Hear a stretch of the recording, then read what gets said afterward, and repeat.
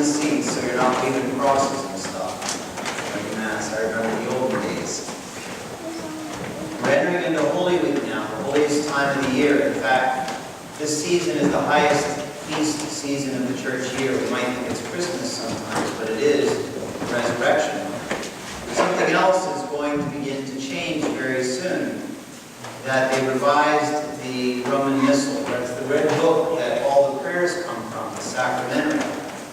And when it was originally translated from Latin, they translated it using what's called a more dynamic interpretation. In other words, they tried to make it sound very readable and to make more sense, to sound more poetic.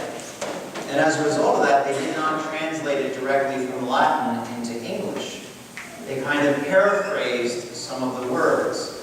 Now with Spanish or French or some of the other languages, they translated directly from Latin into Spanish or Latin into French or what have you. So that won't change too much, but for those who read it in English and pray it in English, much of what we say will change to a certain extent, and this will begin next Advent with the new church year.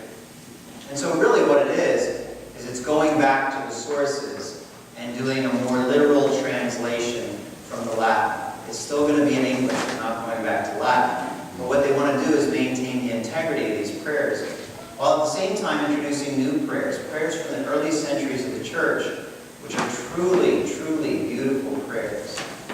So the reason I bring this up at this point is this Triduum that we will experience this week, Holy Thursday, Good Friday, Holy Saturday, the Easter Vigil. This is the last time you will hear some of these prayers and responses, ever.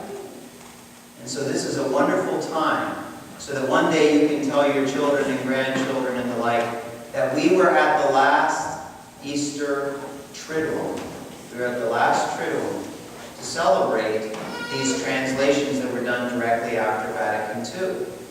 And so I really encourage you during this Holy Week, as much as you can, to attend the Triduum, the Holy Thursday, the Mass of the Lord's Supper, Good Friday, our celebration, which begins in here and then goes out into the streets, and then Holy Saturday, the Easter Vigil of the Lord.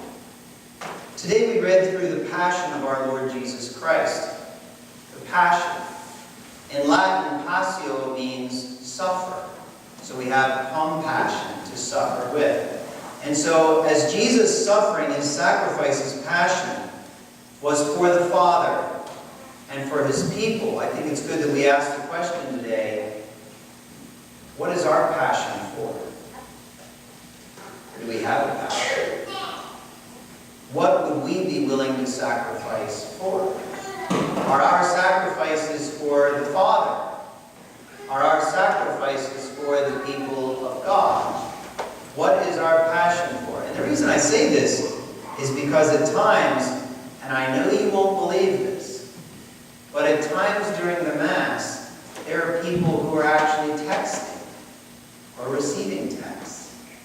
And I tend to wonder sometimes, if we were in the middle of Mass, God forbid the consecration, and we received a call or we got a text, will we be tempted to divert our attention from the most important thing, to look at whatever was happening there?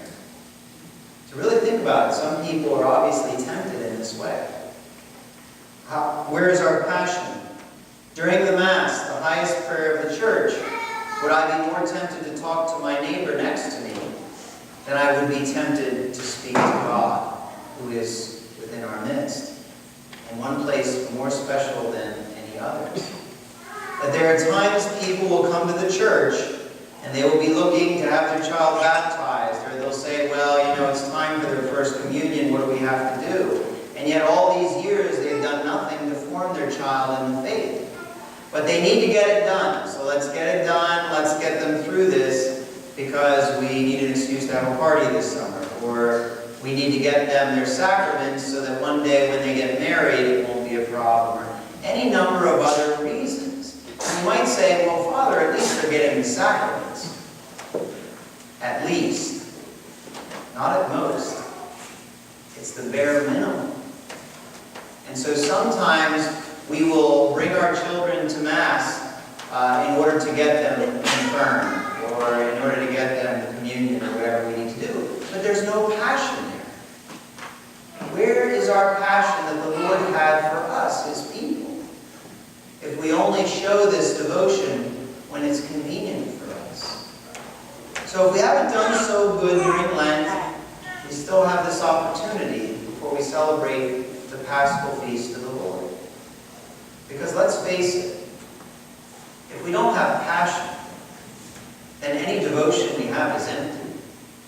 If we don't have passion, then we will abuse the sacraments. And if we don't have our passion, how can we have the expectation of our resurrection?